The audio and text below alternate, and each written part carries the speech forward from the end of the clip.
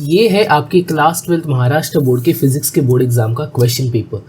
ये official board exam का question paper है और इसको आपको प्रैक्टिस कर लेना है आपके बोर्ड एग्जाम के लिए।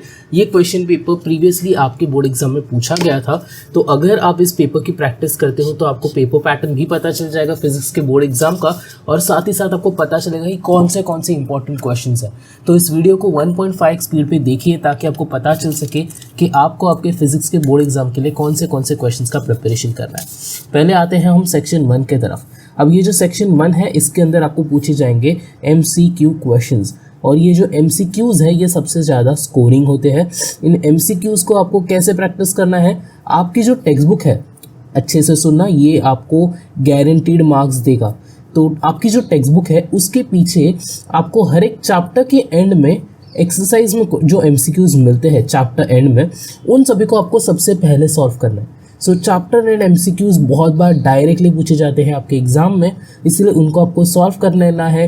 फिर इसके बाद डू यू नो जैसे जो सेक्शंस होते हैं आपके टेक्स्ट बुक में, उसमें भी जो क्वेश्चंस होते हैं उनके भी आंसर्स जो है वो MCQs में आते हैं। तो इन सभी चीज़ों को आपको सबसे पहले सॉल्व करना है ताकि आपका सेक्शन 1 कंप्लीट हो सके और आप MCQ में 4 से 5 मार्क तो गारंटीड स्कोर कर सकते हो। अभी यहाँ पर जो MCQs पूछे गए हैं वो 7 मार्क्स के लिए है, बट कई बार 5 मार्क के लिए भी आपको MCQ क्वेश्चंस पूछे जाते हैं। डू नॉट वरी, आपको कंफर्म पता चल जाएगा। और एक वीडियो हमारे चैनल के ऊपर आने वाला है जिसके अंदर हम डिटेल में पेपर पैटर्न को डिस्कस करेंगे ताकि आपके ज़्यादा से ज़्यादा मार्क्स स्कोर हो सके फिजिक्स के क्वेश्चन पेपर में। उसीलिए चैनल को सब्सक्राइब करें। यहाँ पर फर्स्ट MCQ है, in a stationary wave the distance between a node and its adjacent node is, and आपको यहाँ पर आंसर को सिलेक्ट करना है। राइट आंसर को कमेंट सेक्शन में ज़रूर लिखिएगा। यहाँ पर मैं आंसर को रिवील नहीं करूँगा, मुझे देखना है आपकी प्रैक्टिस कितनी हो चुकी है। Second question is, if the source is moving away from the observer, then the apparent frequency will increase, will remain the same, will be zero, or will decrease. Third question is, a particle of mass m performs vertical motion in a circle of radius r. Its potential energy at the highest point is. यहाँ पर G is the acceleration due to gravity.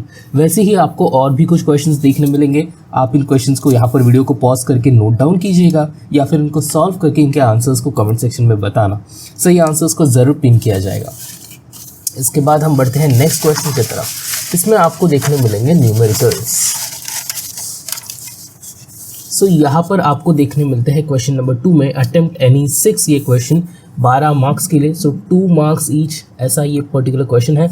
और इसमें आपको ये जो है 7 numericals मिले हैं, 7 क्वेश्चंस मिले हैं, जिसमें से 6 को करना है। अब ये देखो, ये काफ़ी ईजी है। केपलर का लॉ बताना है, any 4 assumptions of kinetic theory of gases, define moment of inertia, distinguish between centripetal and centrifugal force in Melde's experiment, यहाँ पर एक न्यूमेरिकल है उसके ऊपर।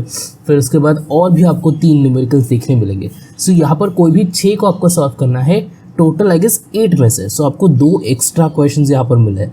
ये फिजिक्स, केमिस्ट्री और मैथमेटिक्स या साइंस के स्ट्रीम में बहुत ज़्यादा कॉमन होता है, आपको ज़्यादा ऑप्शंस मिलते हैं। उसके बाद क्वेश्चन 3 जो है उसमें 3 मार्क्स ईच के लिए क्वेश्चंस है और 9 मार्क्स का वेटेज है। सो यहाँ पर कोई भी 4 में से 3 आपको सॉल्व करने हैं। पहला तो लैप्लास लॉ है, इजी है। Prove the principle of conservation of angular momentum, again easy. और एक न्यूमेरिकल आपको सॉल्व करना है। तो ऐसा नहीं है कि सिर्फ न्यूमेरिकल्स ही आपको सॉल्व करने पड़ेंगे। सो उसमें भी बहुत सारे ऑप्शंस आपको अवेलेबल है, यहाँ से कोई भी एक आप और सॉल्व कर सकते हो। State the differential equation of linear simple harmonic motion which is SHM। अगर आपने SHM अच्छे से पढ़ा होगा तो आप ये कर पाओगे। 7 मार्क का क्वेश्चन है ये पूरा, जिसमें और 2 क्वेश्चंस भी आपको पूछे गए हैं। सो यहाँ पर ये एक क्वेश्चन और ये एक सेकंड क्वेश्चन। इसमें नॉर्मली ऐसा होगा कि इसके लिए 3 मार्क्स का वेटेज, इसके लिए 4 मार्क्स का वेटेज, या फिर अगर इसमें एक ही चीज़ पूछी गई है तो इसको 2 मार्क्स का वेटेज, इसको 4 या 5 मार्क्स का वेटेज दिया जा सकता है। अकॉर्डिंगली डिवीजन किया जाता है। और ऑप्शन में आपको ये 2 क्वेश्चंस भी सॉल्व करने हैं, ठीक है। तो इसको कीजिए या फिर इसको कीजिए। मैं आपको रेकमेंड करूँगा कि आप solve the both of these answers अगर आपके पास बहुत ज़्यादा टाइम है, बिकॉज अगर आपको इसमें कम मार्क्स स्कोर होते हैं then marks of this will be considered. तो दोनों को सॉल्व कीजिए अगर आपके पास काफ़ी ज़्यादा टाइम है तो।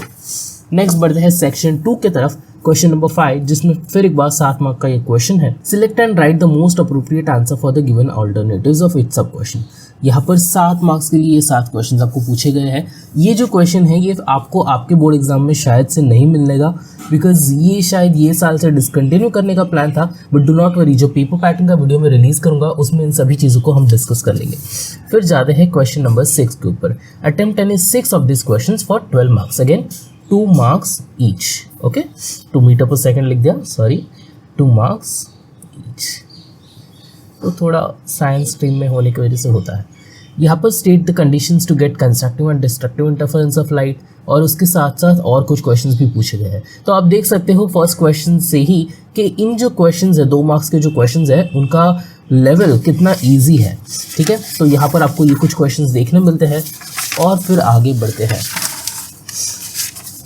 उसके बाद हम जाते हैं क्वेश्चन 7 की तरफ। Attempt any 3 question for 9 marks.